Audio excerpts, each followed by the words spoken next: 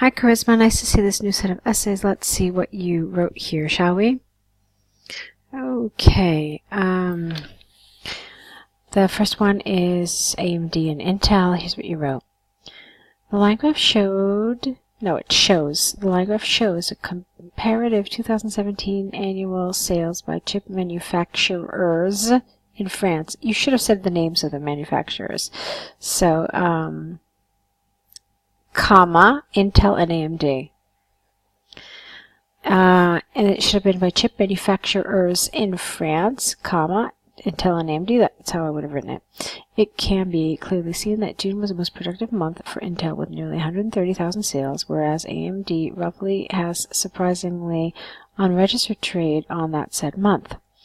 It can be noted that the other significant rise occurred between November and December when the average exchange of commodities, IES, reached over 100,000. No 2 here. Sales. Okay. Sales of AMD between January to June were below 50,000, except for the month of February, wherein it roughly targeted the highest transaction of over 120,000. During the third quarter of the year, their sales fluctuated until the end of the year. Only 4 months of the entire period reached over 50,000 of the AMD sales, compared to the 9th times transactions of Intel. That made no sense to me. Compared to the 9 times Intel reached between 70 to over 100,000. That's awkward. I would have preferred more clear language here. Overall, there was a slight marked difference between Intel and AMD in the sales. Just get rid of 1,000 for the entire 2017, which, despite periodic... Oh, that doesn't work either. What does that mean, which despite... No, you want to get rid of which and just use despite periodic fluctuations. Over half of the Intel trade was compared to its competitor, whereas in a 12-month period, over a quarter of the AMD negotiations were more productive. Okay. I wanted to read the whole thing through first before I give you kind of my more holistic feedback. So let's see. For me, my biggest concern here is with your overview. So you had what felt kind of like an overview here, but no, I guess not. It's really a detailed paragraph. And then you had this here, which the only reason I thought it was an overview was because it starts with the word overall. And that's why it's always a good idea to begin your overview with the word overall, because then the examiner looks and says, oh, okay, yeah, the person had an overview in their response. And so it's a nice clear way of highlighting, okay, examiner, this is my overview. Unfortunately, what happened with yours is that your overview wasn't clear. So there's too much detail in this paragraph. Look at it again. There was a marked difference, okay, despite periodic fluctuations. If you had stopped there, maybe it would have been okay. But then you went on with this sentence, over half of the Intel trade were higher. I mean, it was just too much detail for an overview. An overview should basically just cite the biggest, overall, most obvious trend. For me, to my mind, the trend here that I think is the most interesting is the fact that Intel had the highest sales of the year in June, and interestingly, that was when AMD recorded no sales at all. And then if you really wanted to, you could have also said where AMD had the highest sales. That's it. Not what that number was, but just say, you could have said that sales of both companies fluctuated over the year, with June being the top, the highest month for sales for Intel, while AMD, recorded none, or something. You don't even have to say that AMD recorded none, but something like that would have been okay. Okay, what else? Then there's a lot of awkwardness. Let's see. Like this, compared to the 9 times transactions of Intel that reached in between. You don't want to say in between. That reached between and this. And then that didn't make sense to me either. You have this range, but then you say to over 100,000. So a lot of the language was a little awkward. Let's see, what else I want to tell you about this. Here's another space that was kind of awkward. Whereas AMD roughly has surprisingly unregistered trade on that said month. Okay, so a lot of this language just doesn't really flow. It's unnatural, and it causes the reader to kind of halter and stumble and kind of be like, okay, let me see if I can understand that. All right, so that was, those were a couple of the problems with this. Now, as far as the data you selected, I felt like you selected pretty decent data with AMD. I think that with Intel, it felt rather sparse. So I'm looking at it again to see where you actually analyze Intel's data. And then here, you said Intel, you talked about Intel. So for Intel, essentially, you gave me this data in June, and then you gave me some information about November and December. Then this whole paragraph was about AMD sales, and then you had an overview. And again, looking at this, I almost felt like this was another overview, but again, it doesn't feel, neither one of them really feels like an overview because they're just far too detailed and they give data, whereas an overview shouldn't do that. So I felt like you definitely did not give enough data in terms of Intel with only 3 pieces of data out of the 12 months. I felt like you did a better job here. But like I said, also a lot of the language was awkward. So we've covered this really in a lot of detail. Why don't we go to your task 2 now? Okay, food miles, fine. Experts throughout both the developing and developed world have debated whether it would be more beneficial for the environment and economic sectors to only consume the local produce or use enormous amounts of resources by importing perishable products. This essay will discuss both sides using examples from the New Zealand government and New York University to demonstrate points and prove arguments. All right, let's talk about this straight away. Look at what the question asks you.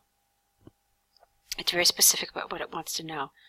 Do you agree or disagree that it would be better for the environment and economy if we only ate local food? Okay, so it's a very specific question. And so really the best thing you can do for yourself is to answer in your introduction. So to say that you're going to discuss both sides, that's not what they asked you. I mean, you certainly can discuss both sides, but it's important to answer and to address what they've asked you in that introduction. Essentially, just tell them to what extent you agree or disagree. Okay? Maybe you agree 100%, maybe you can see merits to both sides, but you do have to tell them what your opinion is. Okay, moving on.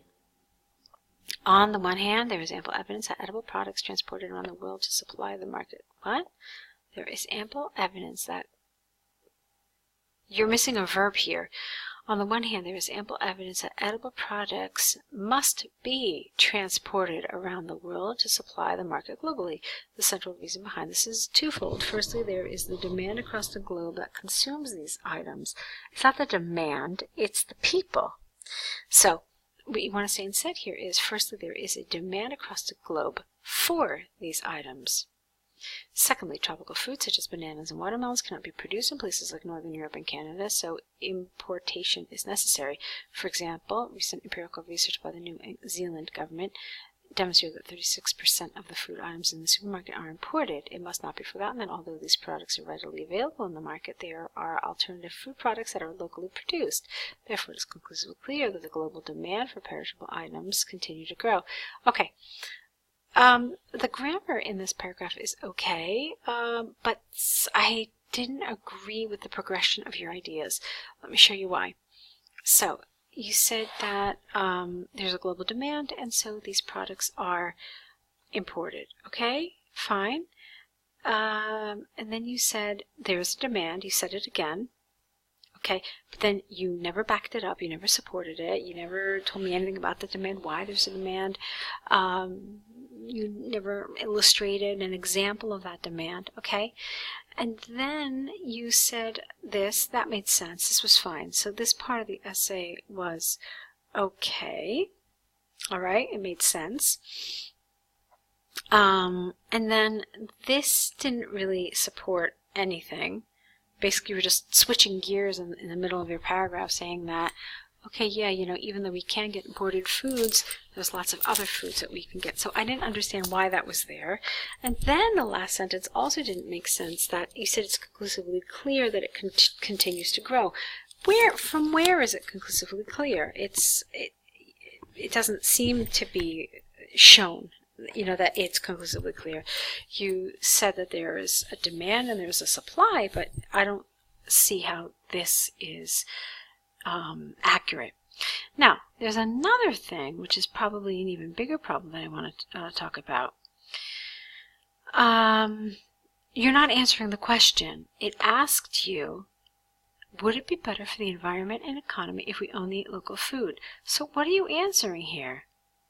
You're not. I mean, you're talking to me about a global demand for imported food, so that's not related to what is being asked. Okay, yeah, obviously we're talking about imported versus local food, and so it's kind of related, but you're not answering the question, okay? The question you should be answering is if it's better for the economy and the environment if we eat only local food, okay? All right, so let's move on. On the other hand, although there is a case for the importers and businessmen enriching the society, the impact of the waste products made cannot be overstated. This is largely because before any food item is transported, it has to be wrapped, sealed, and protected for safety purposes, and then it has to travel by airplanes and trucks to add to the carbon footprint. For instance, an extensive study by New York University showed that over 48% of the household waste is from wrappers of imported fruits and vegetables. Consistent with this line of thinking is that a considerable amount of trash is produced if importation is not monitored properly. Thus it's possible to state beyond doubt that the importation of consumable products has a tremendous impact on modern day life. Okay, so here you're talking about why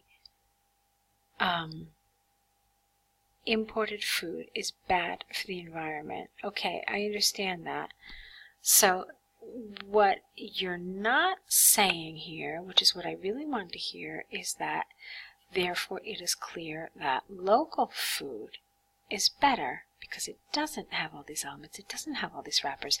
You never mentioned that anywhere. Remember, your focus is supposed to be on local food. So what you're doing here is you're arguing this by saying what's wrong with the alternative. Okay, so it's almost like you're saying that, well, since imported food is bad, therefore local food must be good. But you can't really argue it like that. You have to explain why local food is better. Does that make sense? I hope it does. I seem to be having this issue with a lot of students with this question, with this essay. A lot of people have been doing what you're doing, which is just focusing on why imported food is bad. And you can do that as long as you successfully say that for these reasons it is clear that local food is better because local food doesn't create this carbon footprint and local food doesn't have to be wrapped and sealed and so forth, okay?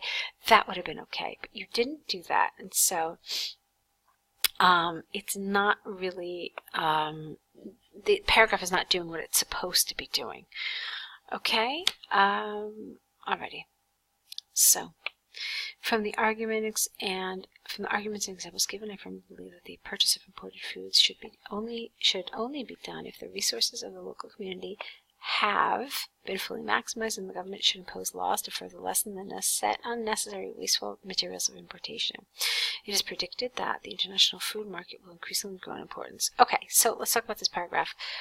You're all of a sudden introducing these new elements here, this idea about resources of the local community. That doesn't belong in your conclusion. You never add new information in your conclusion. You're only supposed to add new information in your body paragraphs. So I think you could have possibly said something like this in your body somewhere. And then you talked about laws, okay, and then you said that the international food market will increasingly grow in importance. So I felt like basically these were several sentences that just really weren't linked not really several, it's like 2 sentences, but I didn't really feel like they were terribly linked to each other in terms of ideas, so that was a little bit of a problem there. Okay, I think we've gone over this in considerable detail, so I want you to be a little more careful with these essay questions and how they're being asked, and I want to make sure that when you answer them, you are absolutely focused on the question that you are being asked, okay, and not writing something which is sort of peripherally related. I hope that makes sense. Go ahead and correct these essays, return them back to us corrected, and let's see what you write in your next set. Good luck.